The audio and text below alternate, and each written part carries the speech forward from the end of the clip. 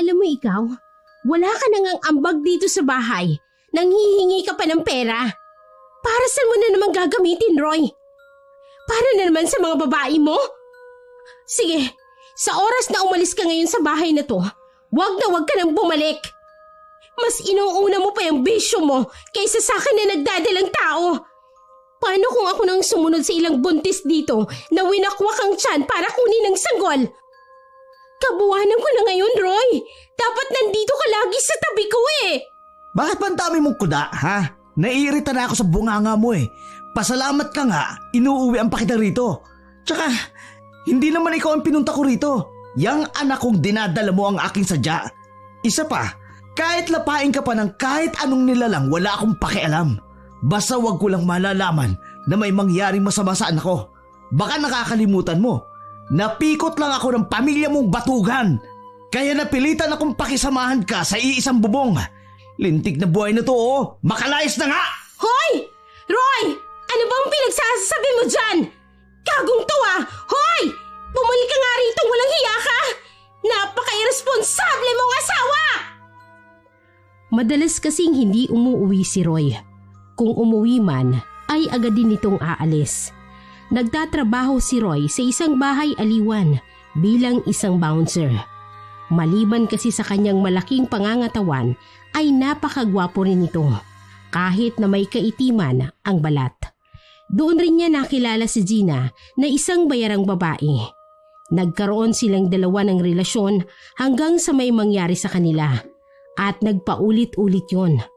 Alam din niyang kahit may nangyayari na sa kanila ay nagpapagamit pa rin si Gina sa ilang kalalakihan upang paligayahin kapalit ng ibinabayad nito sa kanya.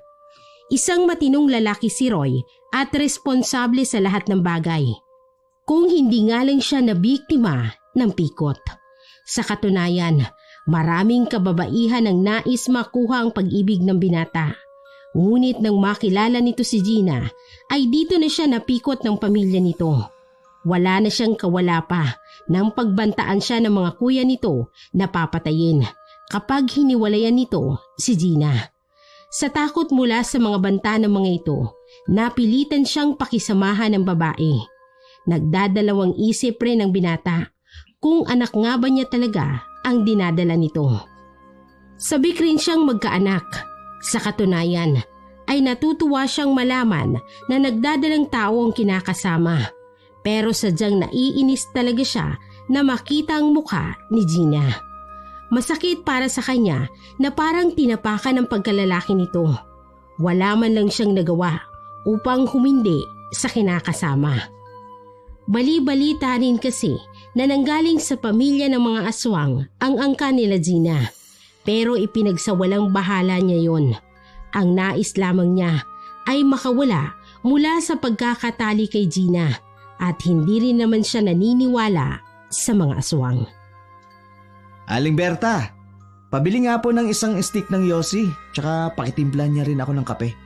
Oy, Roy, ikaw pala.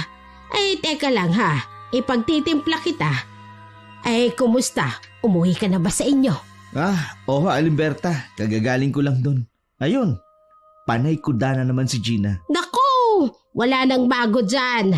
Lagi ka namang ina-under ng asawa mo eh. Bakit hindi mo na kasi hiwalayan yan? Kung palaging ganyan lang din ang madadatnan mo kapag uuwi, maghanap ka na lang ng bago. Total, sinusulsulan nyo ng mga kuya niya na nambababae ka. Kaya patutuhanan mo na. Palibhasa kasi ang asawa mo, mas pinaniniwalaan pang pamilyang lahing aswang. Hayaan niyo po, Aling Berta. Sanay na ho ako sa ganyan, kaya nga madalang ako umuwi. Kasi kung hindi pisikal na pananakit ang aabutin ko sa kanya, masakit na salita. Tsaka wala namang katotohanan ang ibinibintang sa kanila na aswang sila. Ay, sus Maria Josep Roy, sa tanda ko ba namang ito?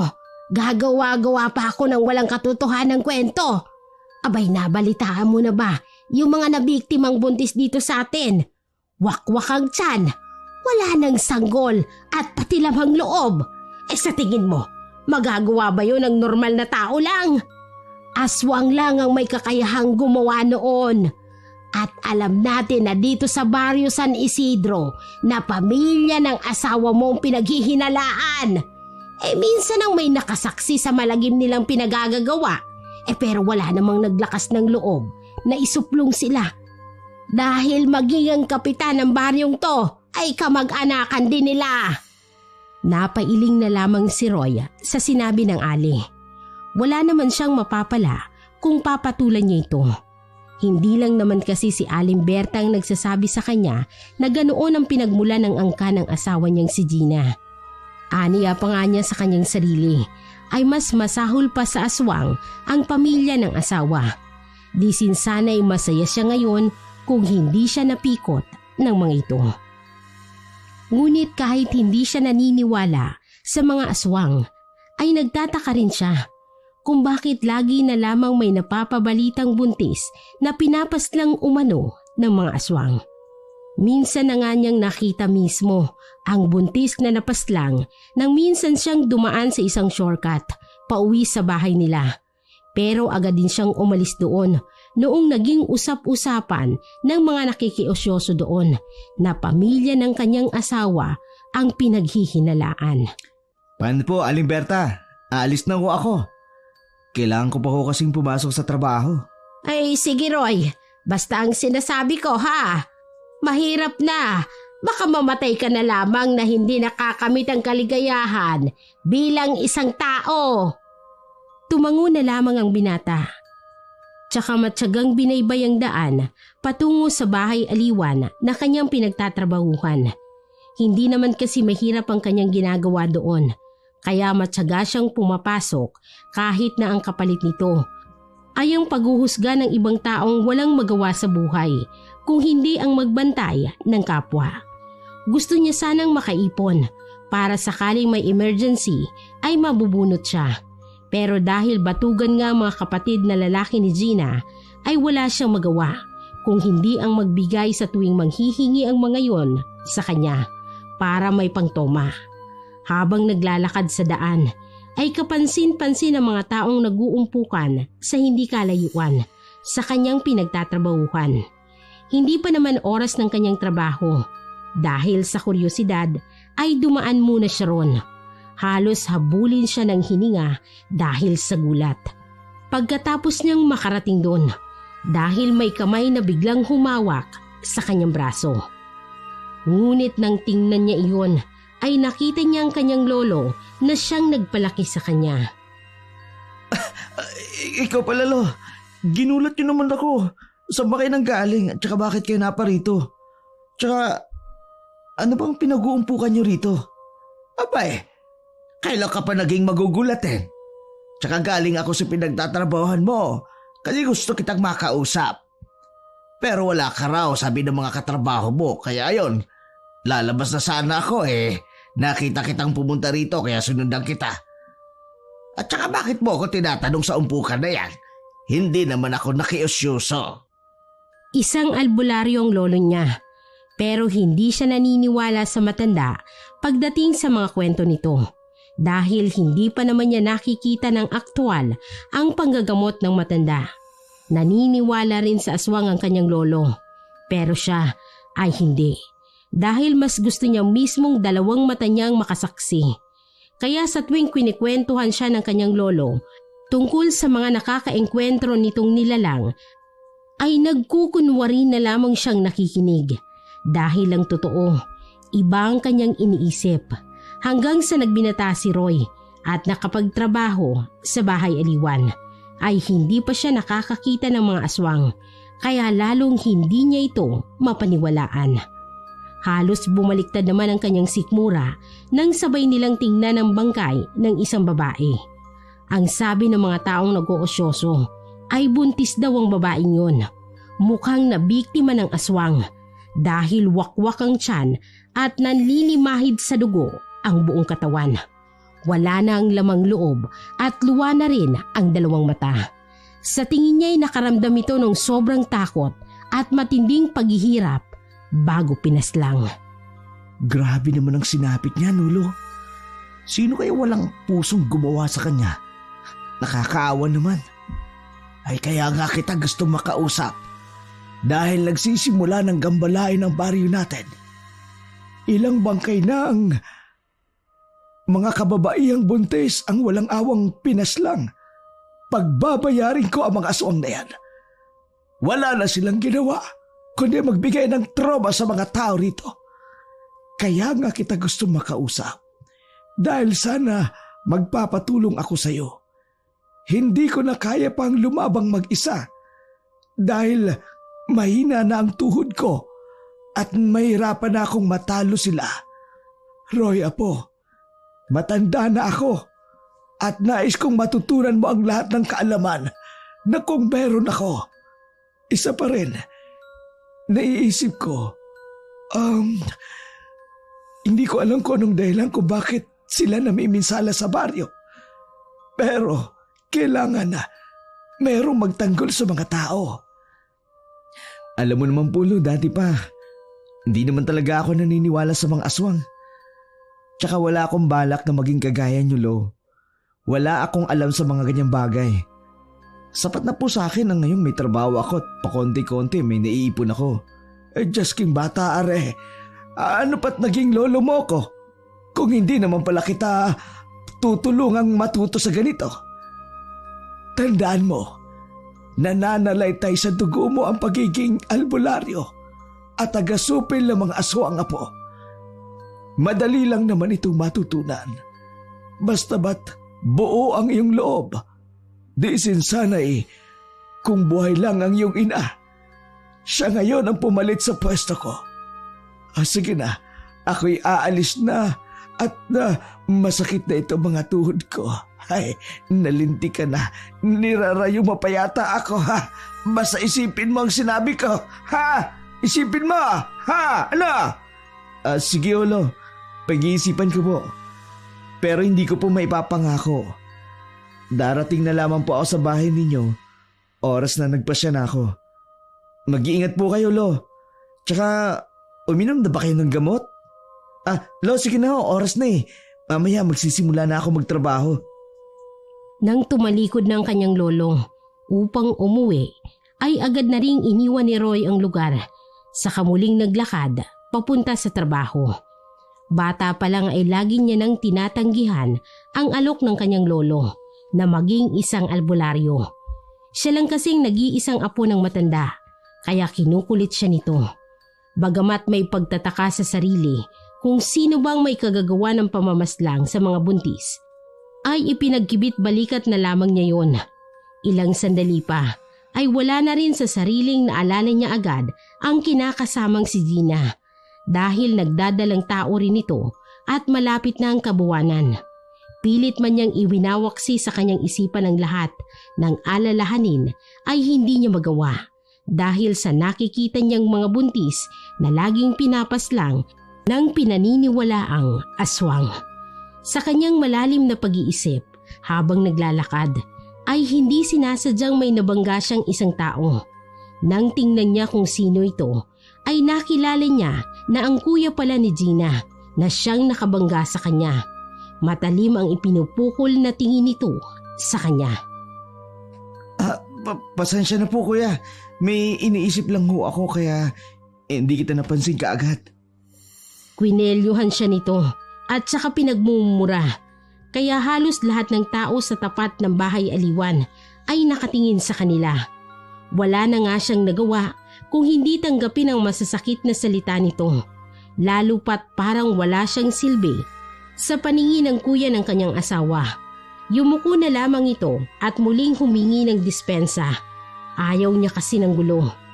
Pagkaraan at matapos siyang kwelyuhan ay humingi ito ng pera pero wala siyang naibigay dahil naubos na ito sa kahihingi nila at hindi pa raw araw ng kanyang sahod.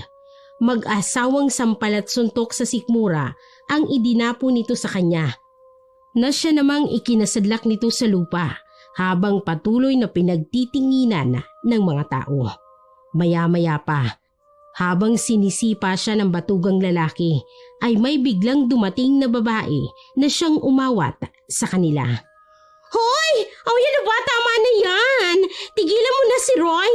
Tutal wala naman siyang ginagawa sa iyong masama, ah! Kung hindi tatawag talaga ako ng barangay tanod. Agad namang ibinaling ng kuya ni Gina ang atensyon sa babaeng nagsalita mula sa likuran nito. Biglang parang naging maamong tupa ito dahil sa pag-iba ng ekspresyon ng muka.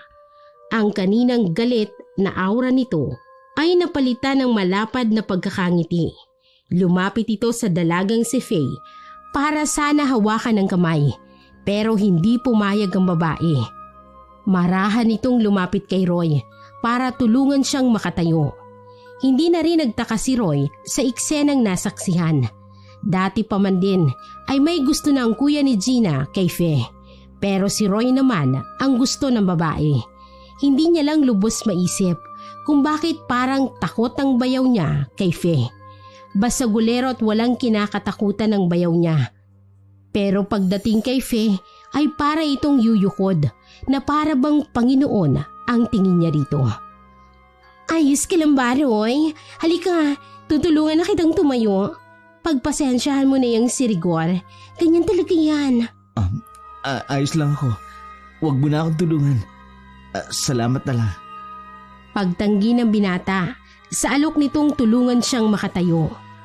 Pero nilamon niya ang mga sinabi niya na ayos lang siya nang hindi niya pala kayang tumayo na mag-isa. Sobrang sakit ng mga pinsalang natamo niya mula sa pambubugbog ng kanyang Kuya Rigor dahil lang sa wala itong maiabot na pera. Kaya kahit ayawan niya man ang kamay na inilalahad ng babae sa kanya para makatayo, ay wala na siyang nagawa dahil sobrang sakit talaga ng katawan niya. Napansin na lamang niya na mula sa sulok ng kanyang mga mata ang sobrang napakatalim na titig ni Rigor sa kanya bago ito umalis. Isa din kasi sa rason kung bakit ayaw niyang mapalapit kay Faye dahil sa matagal niya nang alam na gusto ito ni Rigor. Pero ewan niya ba sa babae dahil ipinipilit nitong sarili sa kanya kahit na kinakasama niya na si Gina at ilang linggo na lang ay may anak na sila. Ay, sabi ko na nga be, hindi mo pa kaya. Ang mabuti pa, magpahinga ka na muna ngayong araw. Ako nang bahalang kumausap kay Madam Bridget dahil kaibigan ko naman yun. Ipahinga mo muna yung katawan mo. Alam kong masakit yan dahil sa pambubugbog ng hinayupak na Rigor na yun. Ay, basta gulero talaga yung gagong yun Ikaw kasi, ayaw mong patulan, mas malaki ka naman doon.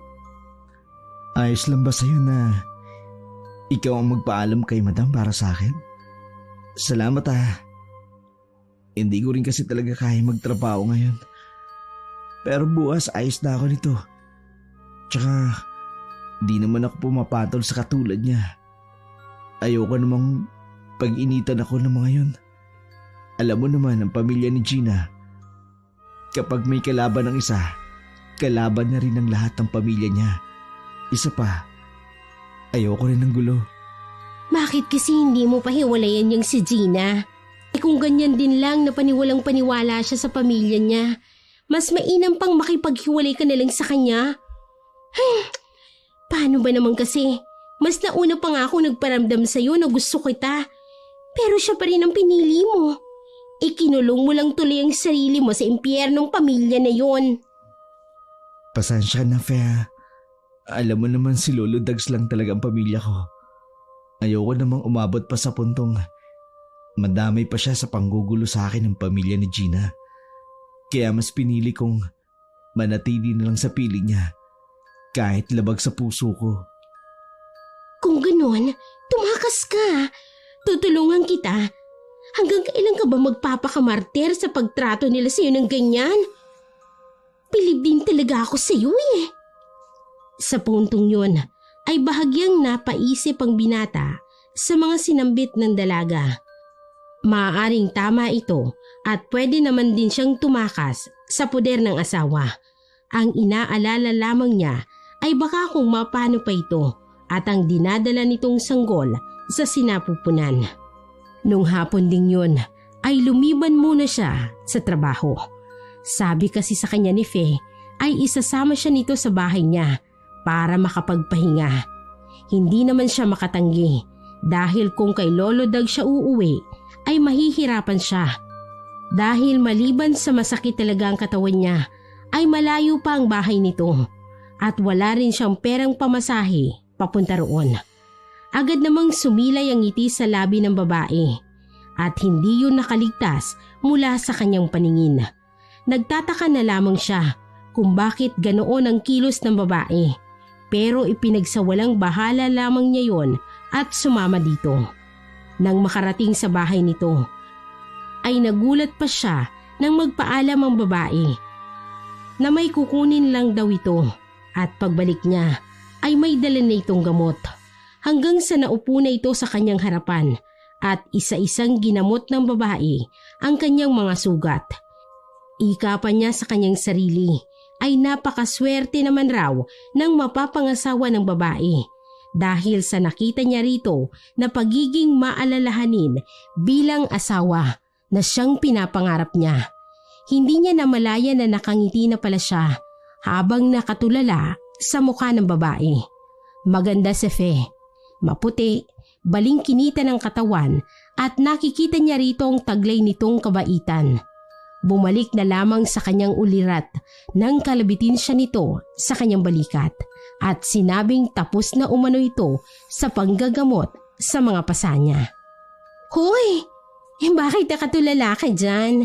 Tinatanong kita kung gusto mo bang kumain muna at ipaghahanda kita. Pasensya ka na ha.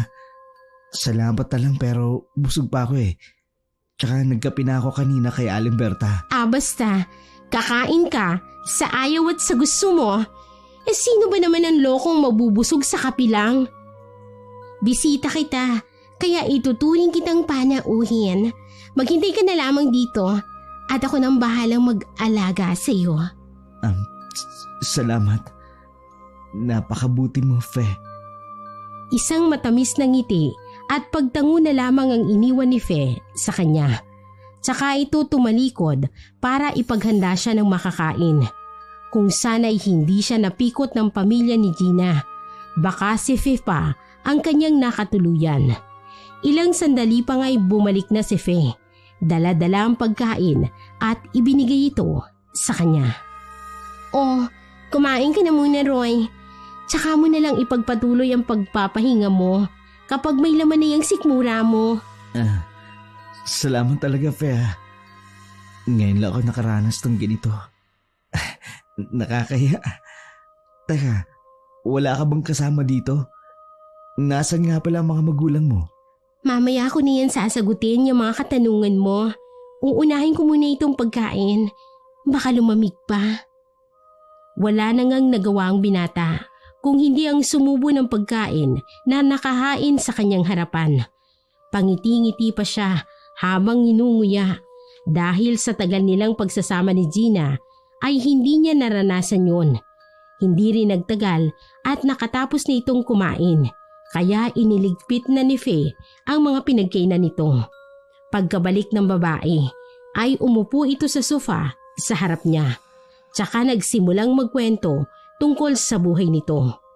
Saad ng babae ay solo na lamang siyang namumuhay. Tulad ng iba ay pinaslang din umano ng pinaniniwalaang aswang ang mga magulang niya at ang isa niyang kapatid. Matagal na panahon din daw ang ikinalugmok nito bago nakabangon. Pagkatapos na sinagot ng babae ang mga katanungan niya ay nagtataka siya kung bakit yun lang ang kwento nito. Napakaikli lang ng mga sagot nito pero hindi na muli siyang nag-usisa pa. Ika niya sa sarili niya. Sapat na ang mga nalaman niya sa babae. At nakikita naman niya kung gaano ito kabait sa kanya. Sige, magpahinga ka na, Roy. Matulog ka muna rito sa kwarto. Doon muna ako sa labas para makapagpahinga ka ng maayos. Sige. Salamat ah. Wala yun.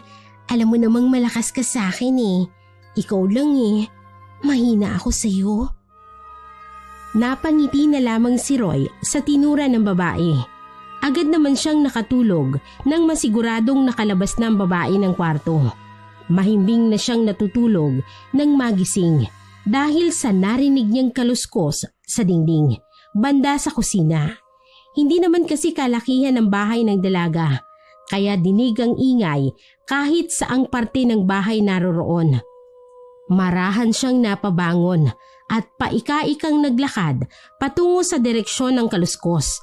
Nang makarating sa kusina, ay maingat siyang naglakad papalapit sa pinto nito.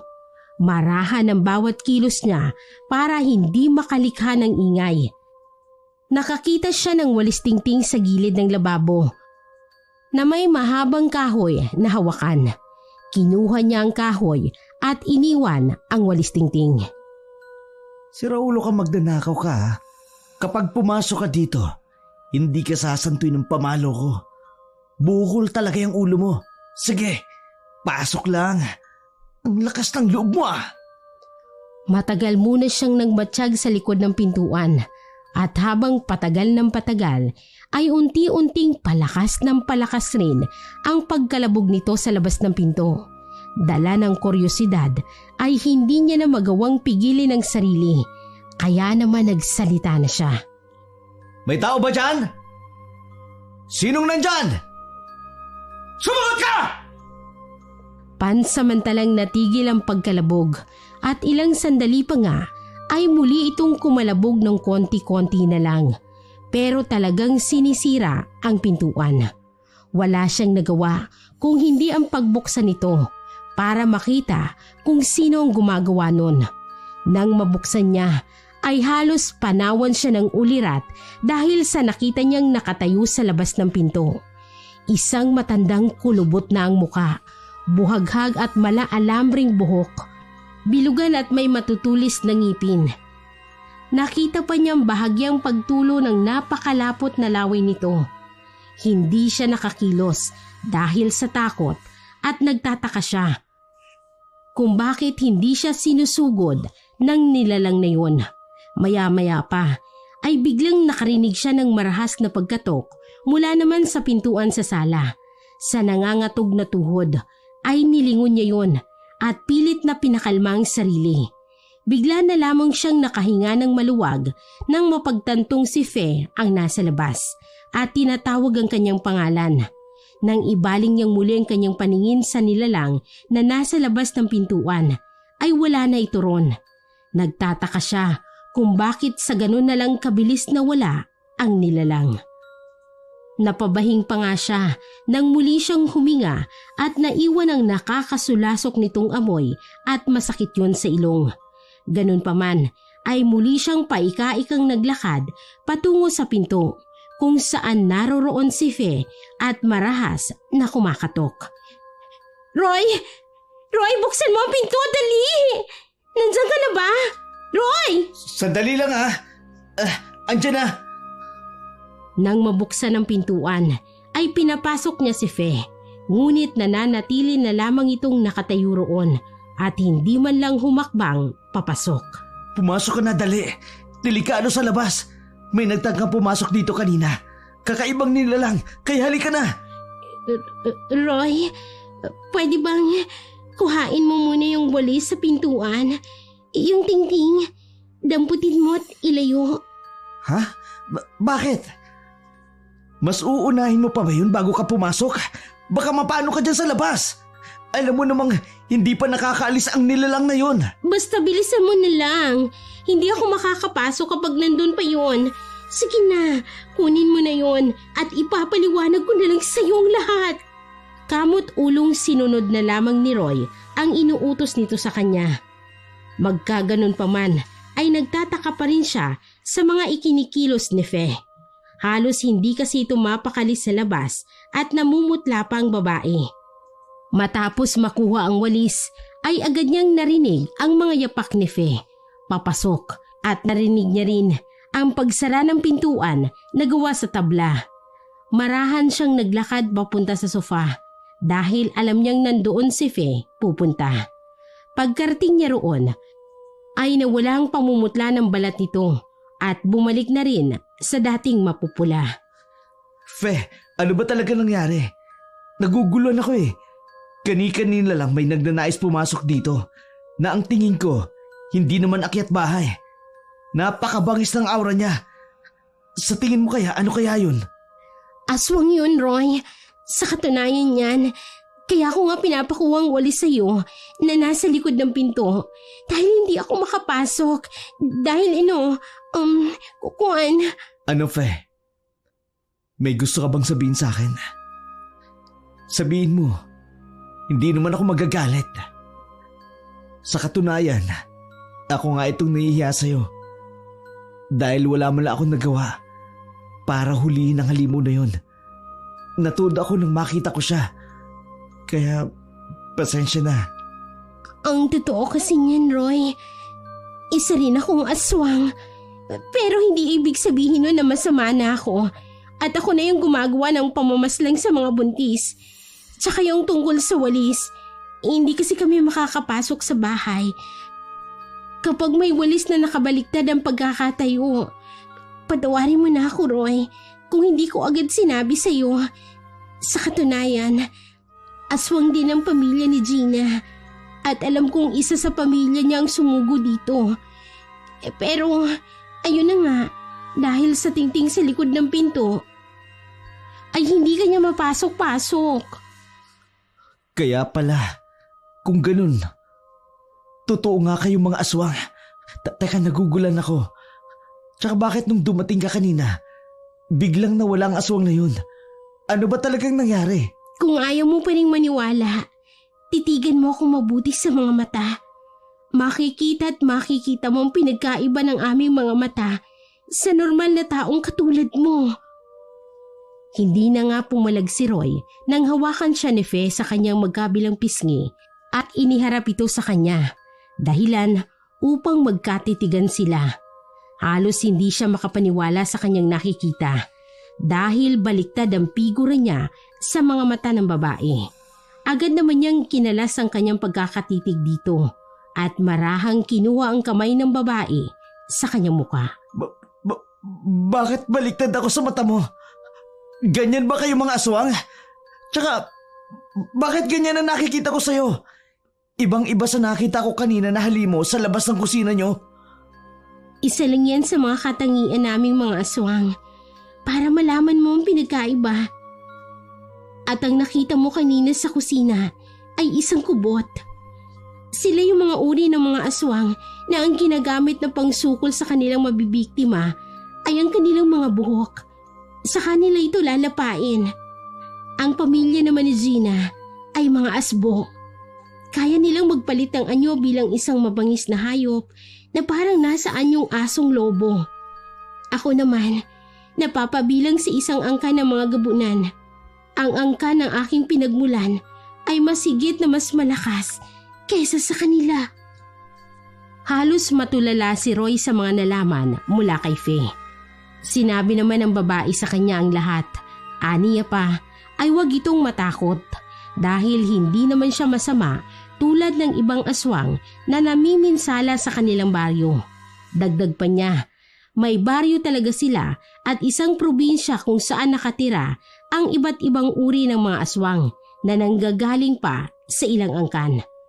Payapa umano sa kanilang pamumuhay sa pamumuno ng kanyang lolo. Halos normal na tao rin sila kung maituturing at nakikisalamuha rin sila sa mga tao sa bayan tuwing may kailangan sila sa mga ito.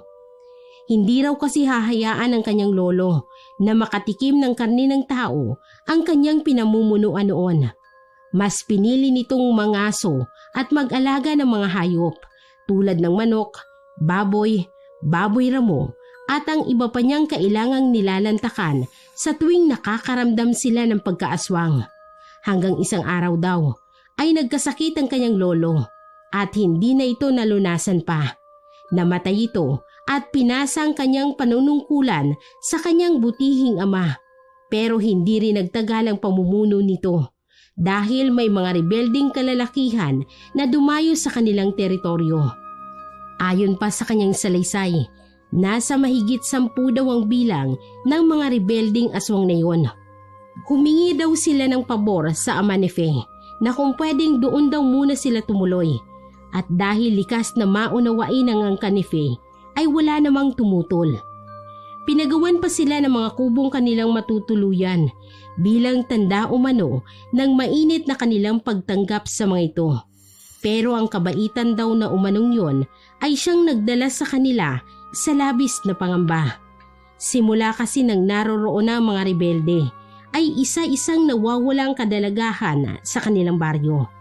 Tapos makikita na lamang ito na nasa kagubatan na at wala ng buhay at halatang pinagsamantalahan muna bago ito pinaslang.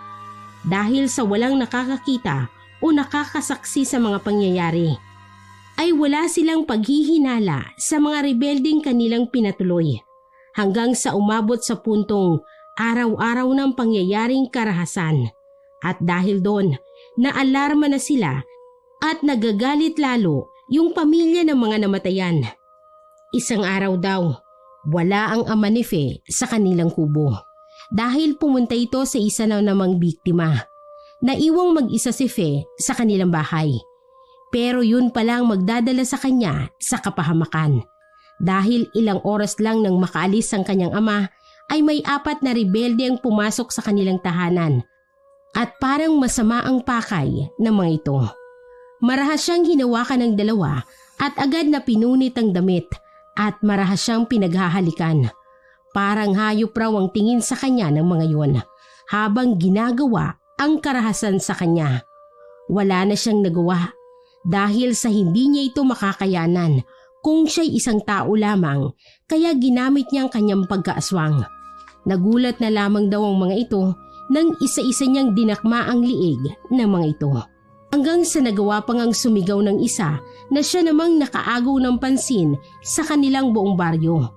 Nang madatnan siya ng mga kabaryo niya, ay nakita ang kanyang sinapit. Agad ding umigting ang kanilang galit.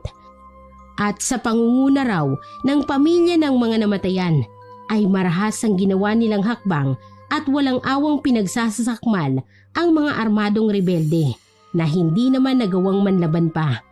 Pero may isang rebeldeng matapang na nagawa nitong pagbabarili ng lahat nang lumalapit sa kanya. Nang mapadako raw ang tingin nito kay Fe, ay binaril siya nito kaya napapikit na lamang siya. Nang imulat niya ang kanyang mga mata, ay nakita niya ang kanyang ama na sumalo ng mga balang para sa kanya. Halos magsisisigaw siya sa hinagpis at galit nang makita niya ang kanyang amang unti-unting bumabagsak ang katawan. Balak pa sana niyang ipaghiganti ito, pero huli na. Dahil nakita na lamang niya na ang rebelding yon ay naghihingalo na habang nilalantakan ng mga kauri nila. Inalalayan pa raw niya ang ulo ng ama bago ito tuluyang malagutan ng hininga at sinabihan siyang ipagpatuloy daw niya ang nasimulan. Huwag isa puso ang galit at paghihiganti. Pero nang mamatay ang kanyang ama dahil sa insidenteng yon, marami ang nag-alsabalutan at nagkanya-kanya sila ng pamumuhay. Marami ang lumisan sa baryo dahil sa babae siya ay ayaw raw ng mga ito sa kanyang pamumuno. Meron pa naman daw natira na iilang pamilya sa kanilang baryo at dahil wala na ngang namumuno ay nabalitaan na lamang niya ang ilang kauri nila na nambibiktima ng mga tao.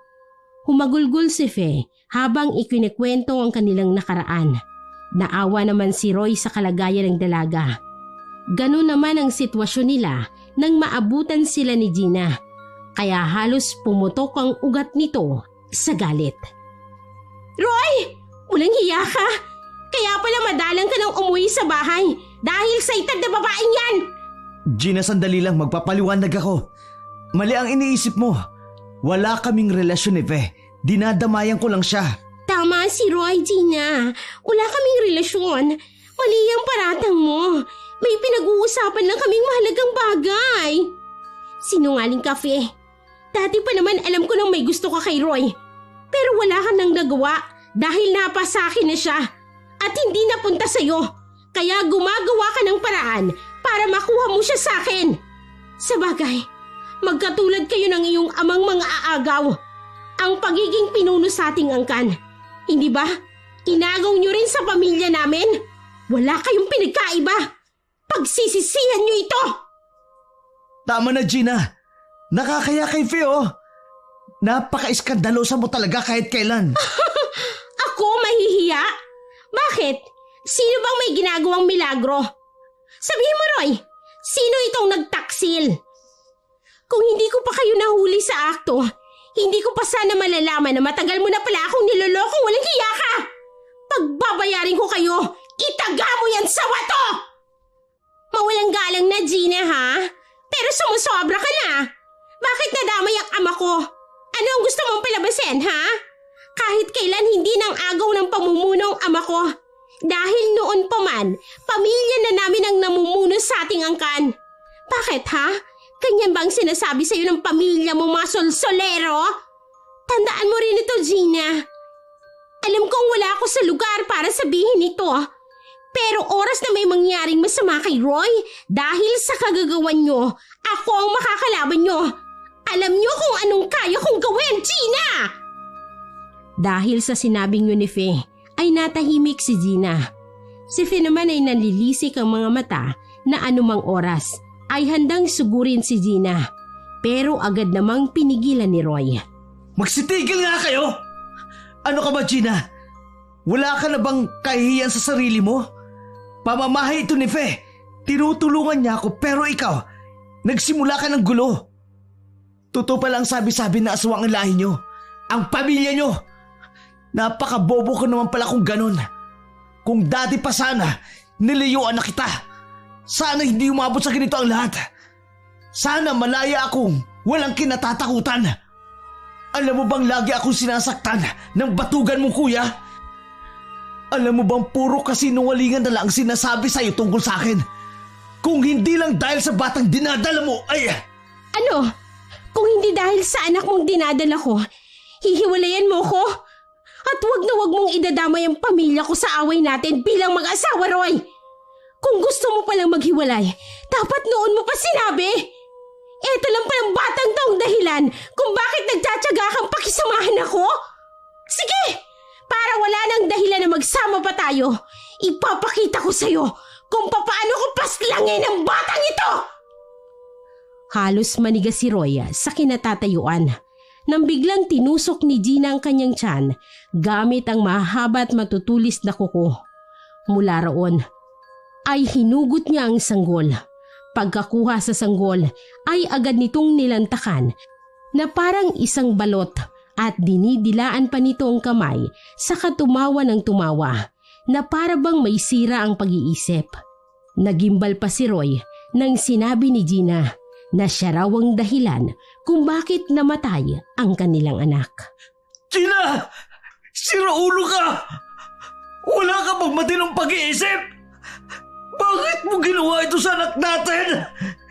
Napaka-demonyo mo, Gina! Napaka-demonyo mo! Bakit nagawa mong patayin ang sarili mong anak? Masakit ba, Roy? Masakit ba, ha? Ikaw ang dahilan kung bakit pinatay ko ito. Ikaw ang nagtulak sa akin na gawin ito sa anak natin. Lahat ibinigay ko sa'yo, Roy. Lahat! Demonyo ka! Ano pa bang kulang sa akin at kailangan mo pang hanapin sa iba? Maghahanap ka rin lang ng iba. Bakit sa kauri ko pa?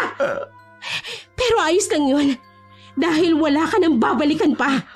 Wala nang anak natin. At iisipin ko na ikaw ang may kasalanan kung bakit nangyari ito. Ipaghihiganti ko ang anak ko, Roy. Babalikan ko kayo. Ipaghihiganti ko ang anak ko! Baliw ka talaga, Gina! Umalis ka! Dahil baka hindi ako mapagpigil, mapatay kita ng demonya ka! Nagawa mo sa sarili mo, anak! Tapos ngayon, ako ang sisisihin mo sa kabaliwan mo! Ikaw! Ang pagbabayarin ko! Umalis ka na, Gina! Nababaliw ka ng babae ka! Umalis ka na sa pamamahay ko kung ayaw mong ako mismo ang papatay sa'yo! Aba, ang lakas ng loob nyo, ha? Kayo pa talagang nagkampihan? Sige, tapusin na natin to. Total doon na rin naman papunta, di ba? Pero sisiguraduhin kung mapatay nyo man ako, ay dadalhin kita sa hukay, Roy. Kasalanan mo kung bakit ako nagkakaganito. Papatayin kita at sama-sama tayo ng anak nating pinatay mo! Walang ano-ano'y bigla na lamang nagpalit ng anyo si Gina. Nagulat pa si Roy sa mga nasaksihan. Unti-unting naging isang asong lobo ito. Pero higit na mas mabangis. Naging mabalahibo ang katawan nito at nanlilisik ang mapupulang mga mata. Nagkaroon din ito ng matutulis na mga pangil at tumutulo ang malapot na laway. Hindi agad nakakilos sa kinatatayuan si Roy dahil sa pagkabigla mula sa mga nasaksihan. Bumalik na lamang siya sa kanyang wisyo nang itulak ni Fe dahil ito ang sumalo nang dapat sana'y pagsakmal sa kanya ni Gina. Nagpambuno ang dalawang babae habang nasa anyong aswang sila. Naging kulubot ang balat ni Fe, lalo na ang mukha nito at naging matalas ang mga kuko. Pero ang mas nakaagaw ng pansin ni Roy ay ang kakaibang liksi ni Fe. Mas malakas pa ito kumpara kay Gina.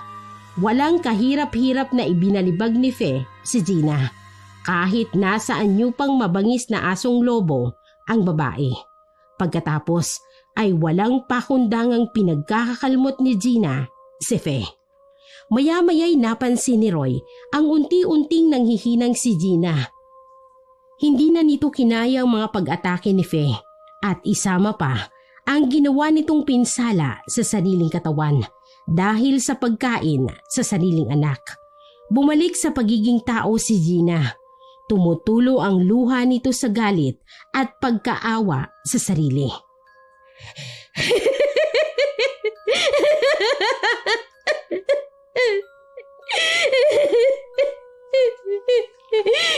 Mamamatay man ako ngayon, pero tandaan nyo, hindi titigil ang pamilya ko hanggang hindi nila ako naipaghihiganti. Hihintayin ko kayo hanggang sa kabilang buhay. Doon tayo magtutuos, Fe! Tandaan mo yan! Nilamon ka na talaga ng galit at inggit, Gina. Dapat nga sa iyong mamatay dahil wala ka ng lugar dito sa mundo. Matagal ko na ring alam na kayo ng pamilya mong siyang salarin sa pamamaslang dito sa atin. Pero ipinagsawalang kay Buko lang ang lahat dahil lang akala ko may magpapabago pa sa inyo. Pero nagkamali ako, Gina. Bilang anak ng isang pinuno ay ibibigay ko sa iyo ang hatol na kamatayan. 10 ng iyong mga kauring asbo! Wala nang nagawa si Roy kung hindi ang mga tal sa sindak dahil sa ginawa ni Fe kay Gina. Walang kahirap-hirap na dinukot nito ang puso at dinurog gamit ang kanyang kamay.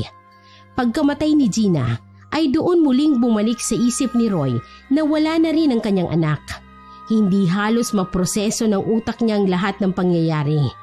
Hindi niya namalayan na malalim na pala siyang nag-iisip nang bigla siyang tawagin ni Fe na siyang ikinabalik ng wisyo niya. Tumayo ka na dyan, Roy. Ngayong nakita mo na ang buong pagkatao ko, bibigyan kita ng desisyong mamili. Kung mananatili ka bang nasa tabi ko o lalayuan mo na ako. Hindi ko kailanman kinusto ang lahat ng ito, Roy. Buong buhay ko'y nais kong maging katulad niyong mamuhay ng normal. Matagal na panahon ko nang iniwasang gamitin ang pagkaaswang. Pero wala eh. Kung ganitong malalagay ka sa panganib, mas mainam na ako na lang ang sasalo. Hindi ko na naising may mangyari sa iyong masama.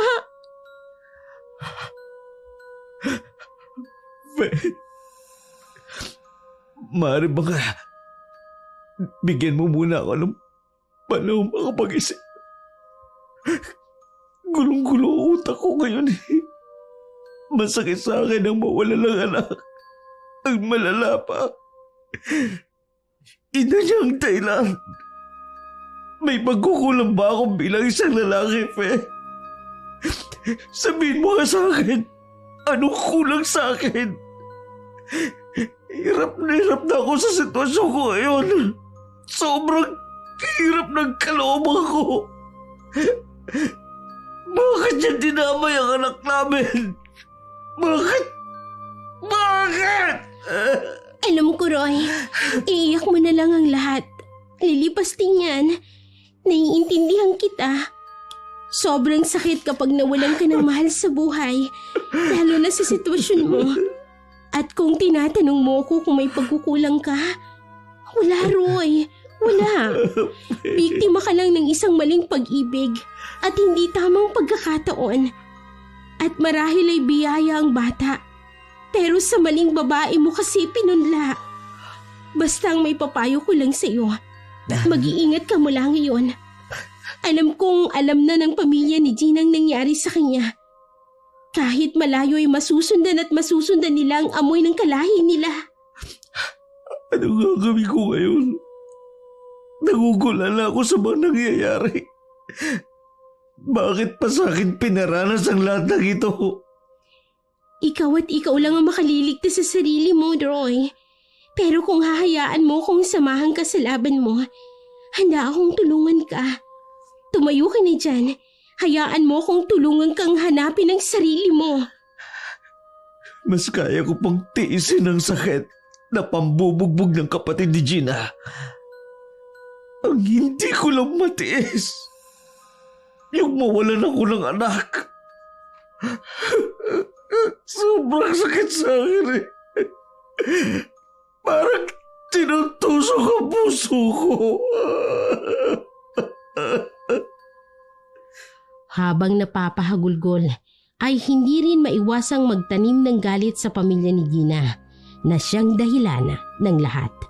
Sinisisi niya ang mga ito dahil sa mga maling sulsol na agad namang pinaniniwalaan ni Gina. Matapos ang ilang oras na pag-iisip, nakapagpasya na si Roy. Alam niyang matinding paghihiganti ang gagawin ng pamilya ni Gina sa kanya. Hindi niya ito kakayanin ng mag-isa, kaya pumayag siya sa alok ni Faye. Faye, gusto kong isama kita sa paghihiganti ko. Sasamahan mo ko, di ba? Alam kong malaki ang may tutulong mo sa akin. Buo na ang pasya ko.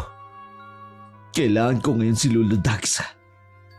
Desisyon mo lang naman ang hinihintay ko, Roy. Kung yan ang pasya mo at buong puso kitang tutulungan para matapos na rin ang lahat ng ito. Masakit man para sa akin ang pumaslang ng mga kalahi ko, kakayanin ko. Kung para sa ikabubuti at ikatatahimik ng lahat. Tulad ng inihabilin sa akin ni Ama. Huli na ito at pagkatapos nito, hindi ko na muling gagamitin pa ang aking pagkaaswang. Agad namang pinaghanda ni Roy si Faye ng gabi ring yun ay nagtungo sila sa bahay ng kanyang lolo Dags. Wala sa kanyang anyo ang pagkatakot sa mga aswang na maaari nilang makasagupa dahil ang tanging nasa isip na lamang niya ay ang maipaghiganti ang kanyang anak na hindi man lang nasilayan ang ganda ng mundo.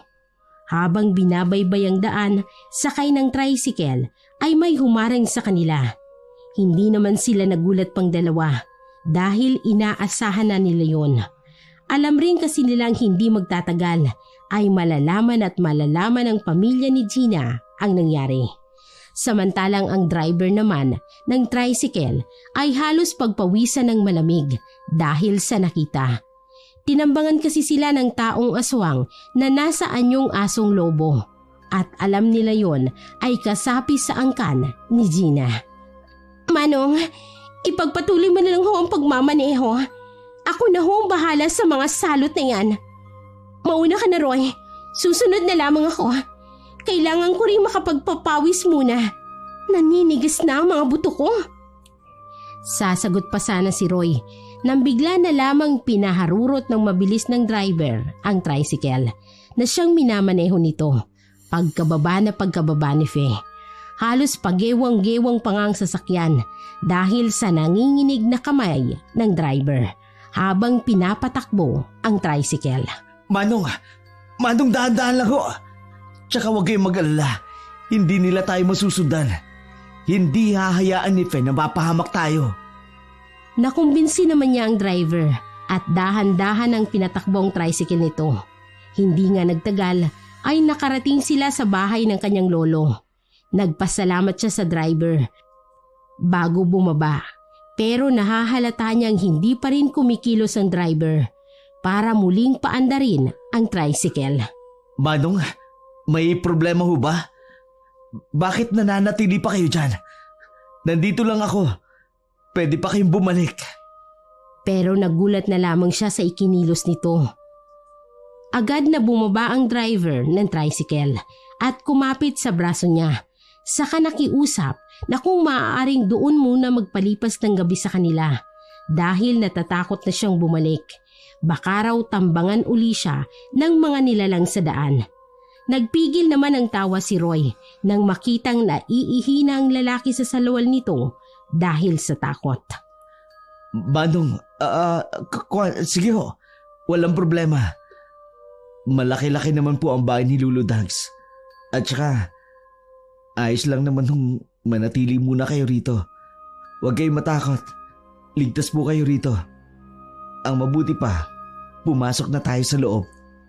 Tinanong pa siya ng driver kung hindi raw ba nila babalikan ang babae. Umiling na lamang siya sa sinabi ng lalaki. Hindi naman kasi siya nangangamba na matatalo si Fe ng mga ganong nilalang lamang dahil sapat ang kanyang nakita na kaya nitong ipagtanggol ang sarili. Habang papalapit sa bahay ng lolo, nagtataka siya nang maulanigang may kinakausap ang matanda sa loob ng bahay. At ayon sa narinig niyang boses ay babae ang kausap nito. Agad siyang nagmamadaling kumatok at halos magulat pa siya nang si Feng nagbukas ng pinto. Samantalang nagpaiwan ito kanina sa daan noong tinambangan sila. Oh, Fe? Taka, paano nandito ka? Kanina lang di ba nagpaiwan ka sa daan? Ang bilis mo naman yata. Sabi ko naman sa'yo, di ba? Magpapapawis lang ako. Pero ayun lang, hindi man lang ako pinagpawisan. Tsaka Roy, nakalimutan mo atang aswang rin ako. Higit na mas mabilis pa ako kumpara sa tricycle na sinakyan mo. Napakamot na lamang siya ng ulo sa mga itinura ni Fe sa kanya. Nang masipat naman niya ang kanyang lolo ay nakaupo sa papag ay agad siyang lumapit dito at walang pasabing niyakap niya ito at napahagulgol muli. Naalala na naman niya ang kanyang anak na walang awang pinaslang ng sarili nitong ina. Ay, Apo, tahan na. Alam ko ang sakit ng dinadala mo ngayon. Maging ako man, ganyan din ang nararamdaman ko nang mawala ang iyong ina. Tahan na. Malalampasan mo yan. Ipaghihiganti ko po ang anak ko, Lo. Gusto ko pong ubusin ang kalain ni Gina na siyang dahilan kung bakit nawala magiging anak ko. Sobrang gulong-gulo ng isip ko. Dalawa po ako, Lo. Ay, sige lang. Umiyak ka lang. Iiyak mo lang ang lahat ng sakit ng dinadala mo. Alam kong lilipas din yan. Pero tandaan mo, Apo, ha? Nandito lang ang lolo mo. Hindi kita iiwan kahit anumang laban. Kakampi mo ko sa lahat ng bagay, Apo. Pero sa ngayon, kailangan mong magpakatatag.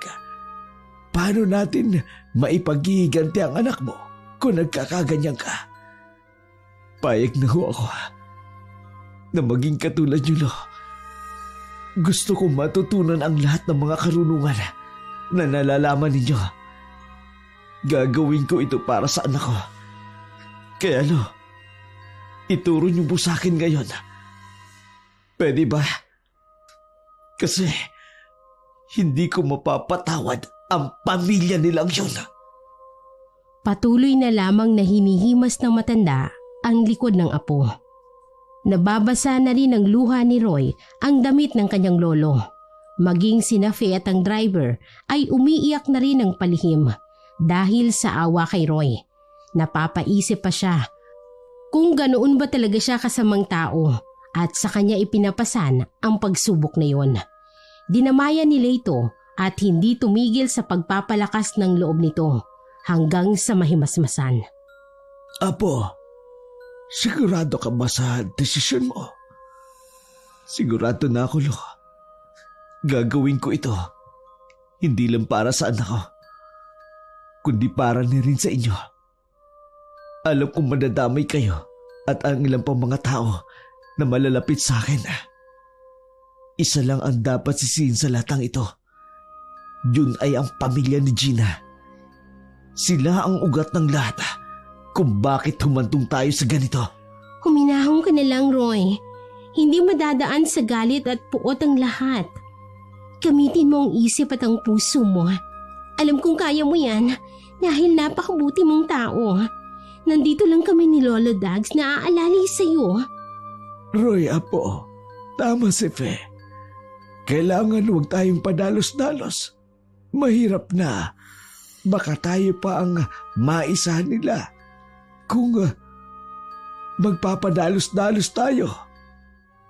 At kung dahas din ang gagamitin natin, isa pa, hindi madalian ang pagtuturo ko sa iyo ng lahat ng nalalaman ko. Kailangan ng mahabang panahon para maging bihasa ka sa paggamit nito. Marami ka pang kailangang malampasan na mga pagsubok. Kapag nagawa mo yon, doon lang tayo magiging handa para harapin ang kalaban. Handa na po ako sa lahat ng pagsubok. Kung ano man ang sinasabi niyo, Lo. Hindi ho ako susuko hanggat hindi ko nakakamit ang hustisya para sa anak ko. Alam ko naman po na hindi niyo ko pababayaan. Sa sinabing yun ni Roy ay parehong napangiti si Fe at ang lolo niya.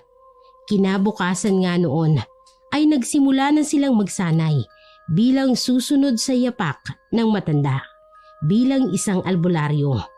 Ilang linggo din ang inilaan nila para rito.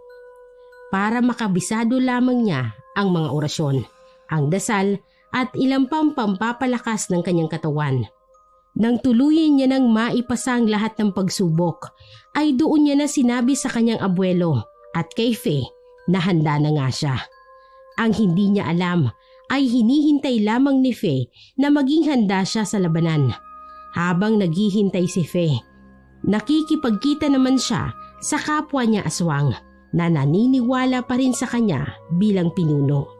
Pinagtipon-tipon niya at pinaghanda ang mga aswang na nasa panig niya para sa isang labanan. Inutos din niya na magmanman sa pamilya ni Gina at ang iba pang kaanib nito. Hanggang isang gabi ay naipaabot sa kanyang balita na palaging nambibiktima ng tao ang angka ni Gina. Nalaman rin nila kung saan nagkukuta ang mga ito. Sa likod ng isang abandonadong maliit na pagamutan ang pugad ng mga ito. Handa ka na ba para ipaghiganti ang anak mo, Roy? Basta para sa anak ko, lagi akong handa, Fe.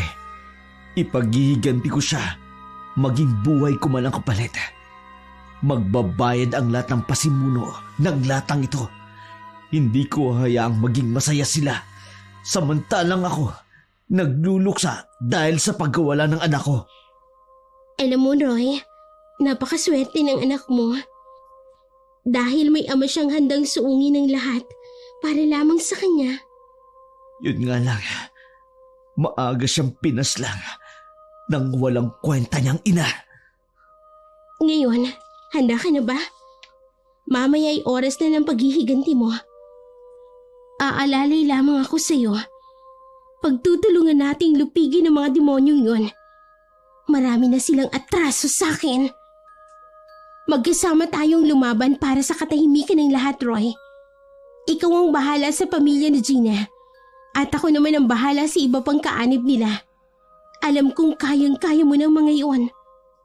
Tumango na lamang siya bilang tugon at agad na inihanda ang sarili. Ang dala-dala niyang sandata ay 2 dekalibre na baril na naitabi ni Fe mula sa mga rebelding kanilang kinupkup noon. Ibinabad ng lolo ni Roy ang katas ng puno ng sinukuan na hinaluan ng katas ng kalamansi ang mga bala ng baril na gagamitin ni Roy. Sinamahan niya pa yon ng ilang orasyon na siyang mabisang panlaban sa mga nilalang na alagad ng dilim. Hapunan ng araw na yon at plano nilang bago magtakip silim ay naroroon na sila sa abandonadong pagamutan para hindi na sila mahirapan. Nang dumating na ang takdang oras ay nagtipon-tipon na sila. Marami sila sa panig ni Fe ng mga mabubuting aswang. Pero alam ni Roy na higit sa kanilang bilang ng kanilang makakalaban. Ganun pa man, ay may tiwala sila sa kanilang mga kakayahan, lalo't kasama niya si Fe na siyang pinuno ng mga angkan ng mabubuting aswang. Ang lolo naman niya ay hindi na nila isinama dahil alam nilang mahihirapan lamang ito sa laban dahil sa katandaan. Roy, ilang sandali na lamang, susugod na tayo. Mag-iingat ka, higit na mas marami sila kaysa sa atin. May tiwala akong magtatagumpay tayo, Fe. Malapit ko na makamit ang hustisya para sa anak ko. Mag-iingat ka rin. Kayo na mga kasama mo. Maya-maya pa nga ay naghudyat na si Fe sa mga kasama na lumusob. Nabigla pa si Roy nang makitang isa-isang nagpapalit ng anyo ang mga kasama ni Fe. Nagsaaswang na ang mga ito. Pagkatapos ay mabibilis ang kilos na nilusob ang kuta ng mga kalaban. Tumingin muna si Fe kay Roy at tumango bilang sinyales na lulusob na rin ang babae. Magsasalita pa sana si Roy pero mabilis nang tumakbo si Fe papunta sa lugar ng mga kalaban. Sumunod na rin si Roy sa kanila. Tinalasan niya ang pakiramdam pati na rin ang pandinig. Nagtatayuan ang kanyang mga balahibo. Dahil sa naririnig niya na kabi-kabila ang pag-atungal at pag-atake ng mga aswang sa isa't isa. Agad naman niyang pinaputukan ang kalabang aswang na nakikita niya sa paligid. Nakikita niya kasi na nagbabalak pang tumakas sa mga ito, kaya pinapatay na lamang niya. Ayaw niya ring may makatakas pa sa mga kalaban dahil alam niyang babalikan sila ng mga ito. Iba't ibang uri ng mga aswang ang naroroon at halos hindi makilala ni Roy ang kanyang mga kasamahan maliban na lamang kay Fe dahil kakaibang itsura nito sa lahat ng aswang na naroroon. Siya lang ang bukod tanging puting aswang na gabunan na naroroon. Sa magkabilang panig ay halos walang gustong magpatalo. Nag-iigting ang galit ng mga ito sa isa't isa. Gusto nilang pareho na ubusin ang lahi ng bawat isa. Bawat mapapatay ng grupo ni Fe ay kanilang ikinababalandra sa lupa ng mga bangkay para ipanakot sa kanilang kalaban. Nasipat rin ni Roy ang dalawang malalaking aswang na asong lobo sa ilalim ng puno ng mangga, kaya maingat niyang tinungo ang mga ito. Alam niyang yon ang mga kuya ni Gina na laging nambubugbog sa kanya. Sa wakas, nakita ko rin kayo. Magaling kong bayaw. Kumusta ang pakiramdam nang mawala ng kapatid? Masakit ba? Umangil naman ang dalawang nasa anyong asong lobo at galit na galit ang mga ito. Susunggaban na sana siya ng isa pero naunahan niya itong paputukan sa bandang tuhod. Kaya naman nabuwal ito sa lupa. Sige! Sugod pa! Tingnan natin ngayon ang tapang ninyo. Masyado nyo akong minaliit dati dahil hindi ako makalaban sa inyo. Ngayon, subukan nyo ako! Hindi ko kayo atrasan! Muling sumugod ang isa pa pero agad nitong pinaputukan ng 3 beses at sapul ang dibdib nito na siya namang ikinabulagta sa lupa at unti-unting bumalik sa pagiging anyong tao. Wala na itong buhay nang bumagsak sa lupa dahil napuruhan niya ang puso nito. Nakita niya rin ang isa pang kapatid ni Gina na unti-unting nagpapalit ng anyo bilang tao at namimilipit ito sa sakit nang tamaan ng bala ang kanyang tuhod. Maya-maya pa nga ay nagmamakaawa na ito sa kanya na huwag siya nitong paslangin dahil magbabago na raw siya. Kaya naman natawan na lamang dito si Roy. Pakiulit nga ng sinabi mo! Gago! Wala akong kaaawaan sa inyo! Bakit nung binugbog niyo ako at nagmakaawa ko sa inyo, tinigilan niyo ba ako? Nakinig ba kayo sa akin? Hindi ba hindi? Alam niyo bang kaya ako nagpunta rito? Para paslangin kayong magkapatid! Kayo ang dahilan kung bakit namatay ang mag-ina ko! Alam mo kung bakit? Dahil sa panunulsol niyo sa kanya at paggawa niyo ng kwento sa akin na wala namang katotohanan. Mga salot kayo! mas masaol pa kayo sa demonyo! Kaya dapat sa inyo, mamatay! Wala na ngang nagawa pa ang kapatid ni Gina nang tinadta dito ng bala ni Roy. Agad itong nasawi. Si Roy naman ay napasalampak na lamang sa lupa at humahagulgol ng iyak. Fe, nagawa ko na! Nagawa ko na ipagiganti ang anak ko! Napatay ko ang mga salaril! Nabigyan ko na rin ang hustisya ng anak ko! Masaya ako't nagtagumpay ka na sa paghihiganti mo. Ikinagulat naman ni Roy ang biglang pagsasalita ni Fe sa kanyang likuran. Sasagot pa sana siya, pero natigilan na lamang habang nanlalaki ang mga mata.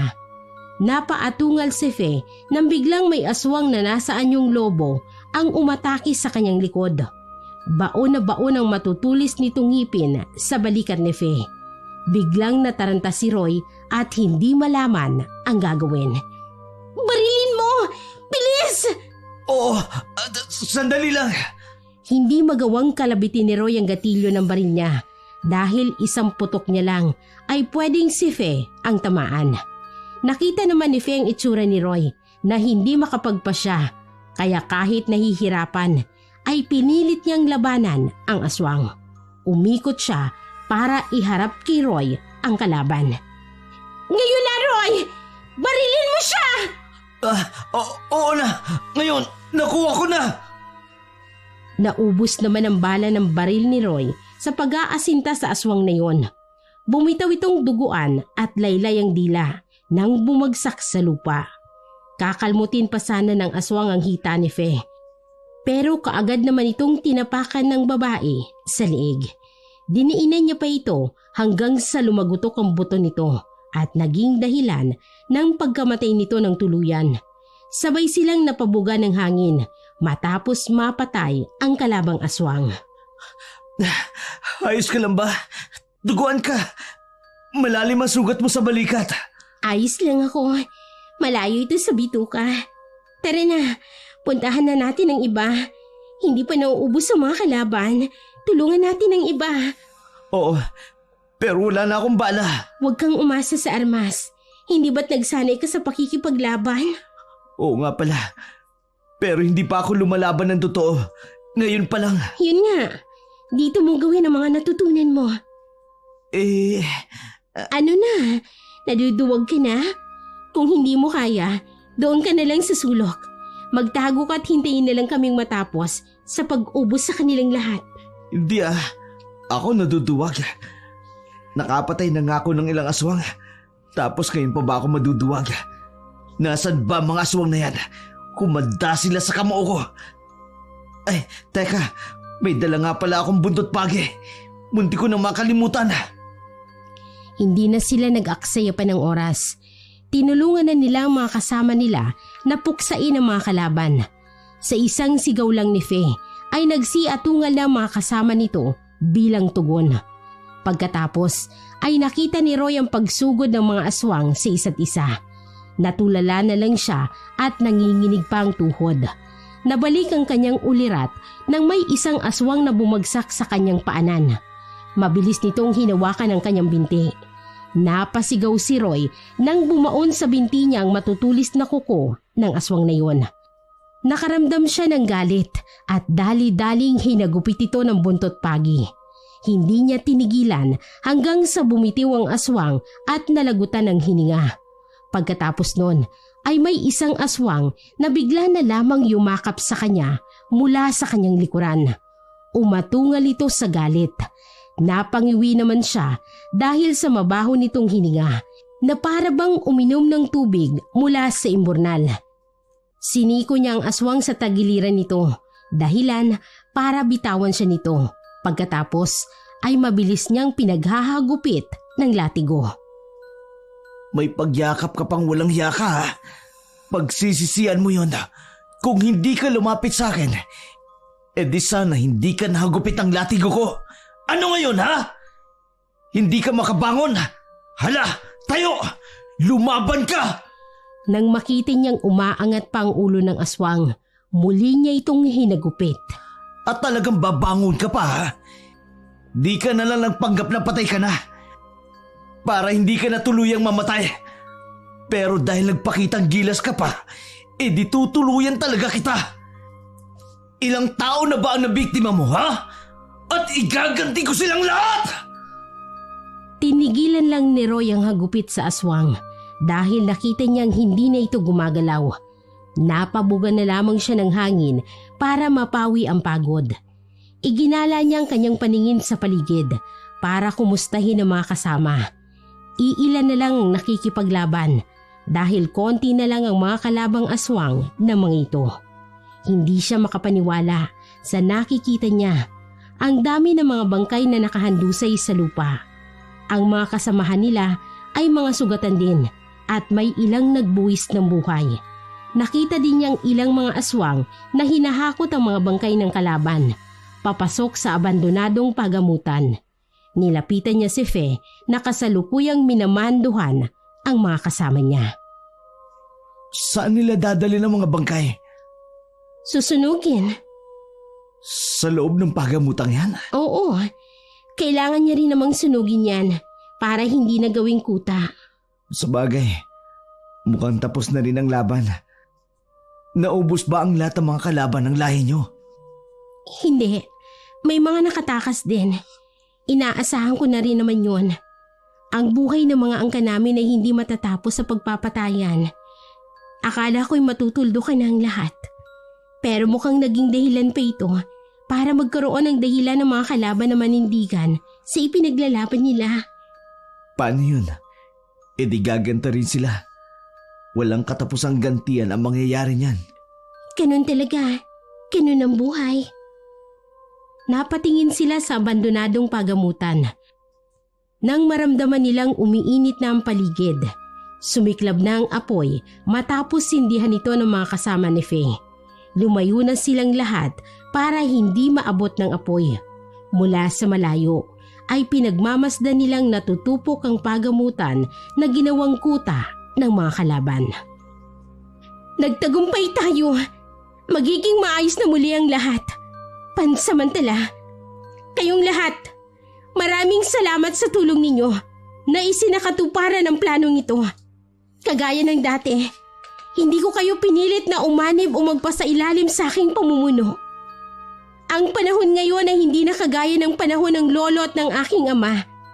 Hindi na kailangan ng isang namumuno sa atin. Kaya naman nating pamunuan ang ating mga sarili at pamilya. Maging malaya kayong mamuhay kagaya ng mga tao. Ang mga tao ay kagaya rin natin sila na gusto lang mamuhay dito sa mundo ng mapayapa. Kapag kailangan nyo ng tulong ko, huwag kayong magdadalawang isip na lumapit. Palagi akong nakahandang tumulong. Nagpasalamat ang lahat sa kabutihan ni Faye. Pagkatapos nilang mag-usap-usap, ay nagpasya na ang lahat na magkanya-kanya na ng uwi. Roy, salamat nga pala sa tulong mo, ha? Hindi lang ang pansarili mong gusto ang natapos. Pati na din ang sa amin. Ganun din. Hindi Ako nga dapat magpasalamat sa iyo, Fe. Lagi kang nasa tabi ko. Kahit kailan, hindi mo ko iniwan. Ikaw rin ang dahilan kung bakit ko nakamit ang hustisya para sa anak ko. Nagawa ko lang naman yun, Roy, kasi... Ano, Fe? Nagawa mo yun dahil... Mahal kita, Roy. Mahal na mahal. Ngayong wala nang hahadlang, pwede bang ako naman, Roy?